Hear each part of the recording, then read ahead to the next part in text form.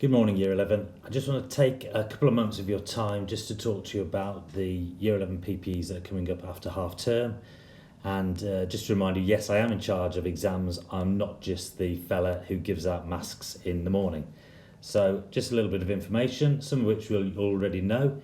What are PPEs and why do we do them? They're our pre-public examinations, our mock exams, they're practice exams to help you prepare for the future. As you know, our GCSEs, they're heavy in knowledge content, so the more we practice, the better we get at them. It's also important that we use this opportunity to spot the gaps that may have developed during lockdown, so we can help you close them as quickly as and rapidly as possible, so you're fully prepared for your examinations next summer. Also links into cumulative revision. I've said this before, the more often you revise, the more often you revisit something, the better you become at it. And if you make a really good job of it now, it's going to be easier for your PPEs in spring and the real exams come the summer term. Because practice makes perfect. One of my mantras, PPP, planning and preparation prevent poor performance. So it is down to you. Another one from me, failing to prepare is preparing to fail. You've got to take all that into account while you're prepping for your PPEs, which are practice and preparation for the real thing. And the last brief thing, you'll have had this a number of times. What if? What if this is your only proper chance to take some examinations this year and we have to use these examinations to base your centre assessed grades for the next summer?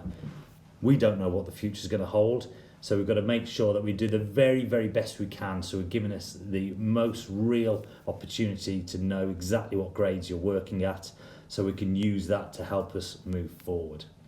So what else? Some standard stuff, a bit of organisation. As you know, they're all going to be in your timetable classes. I've done a schedule for you to release a little bit of stress. There's going to be maximum of 3 per day, spread out throughout the 2 weeks. And we're going to talk about the schedule in a moment.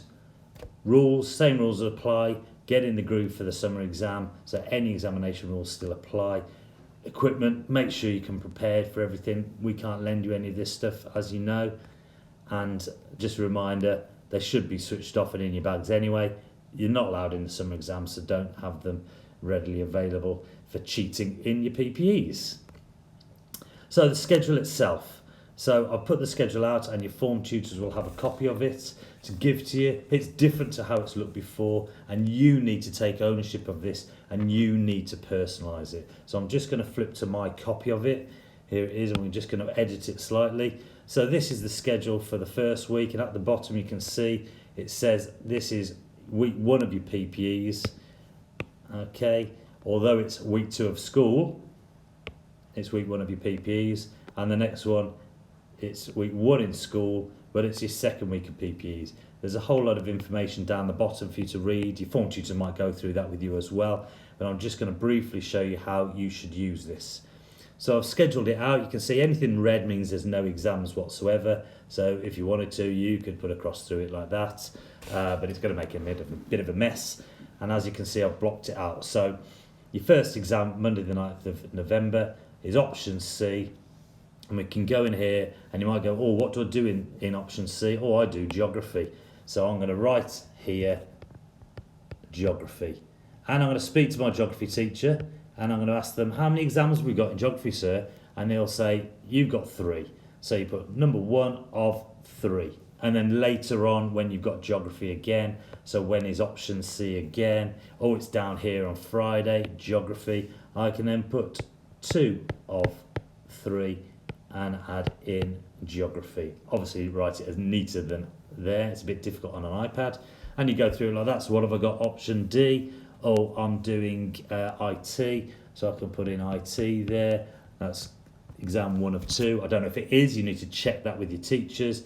And this one, option B. Oh, I do art. Oh, my art teachers told me I haven't got an exam, so I can cross that one out. And now, instead of having 3 exams in that day, I've only got 2. And that's how it might balance out. And you need to know as well, although I've put sessions, so for options, I've put 3 sessions for each of your options. Some of the option teachers might only use 2 of those sessions. And even if they do use 2 of them, it might not mean 2 full hours of exams. It might be an hour in one and 15 minutes in another, and so on. And then just moving down, You can see on Tuesday here, it's either English or science. So what have you got on your timetable? Oh, I've got English. So I'm gonna write in here English. I'm gonna leave some space because my English teacher is going to tell me if it's literature, if it's language, and I might be able to put a note about what it is there. And then again, you can put in here exam 1 of 5 because I know there are 5 literature exams. And that's essentially how you should use it. You need to personalise it yourself. Do not lose it because you'll only get a blank one back and you have to start from scratch. It might be worth taking photos of it as you're building up the picture. Any lessons you go to this week and next week, find out exactly, if you don't know already, how many papers you're doing and when you're doing them so you can complete this. I'm also going to send a copy home so your parents can have a look at it and you can have a discussion about how you put together your revision timetable. So that's the schedule itself. And then the very last thing from me, oh, look at that, I've been kicked out of PowerPoint. The beauty of technology. It's coming back up here very quickly. Welcome back. This is my last slide. It's a classic. Time for success. And always remember the what if. If this is your last opportunity to shine, make sure you make it a good one. Good luck with your PPEs. Talk to your teachers, talk to your tutors, make sure you're prepared for them, and have a good half term as well when it comes at the end of next week. Thank you very much for listening. Over to the tutors now to hand out your plans and you can start personalising them. Thank you very much for listening.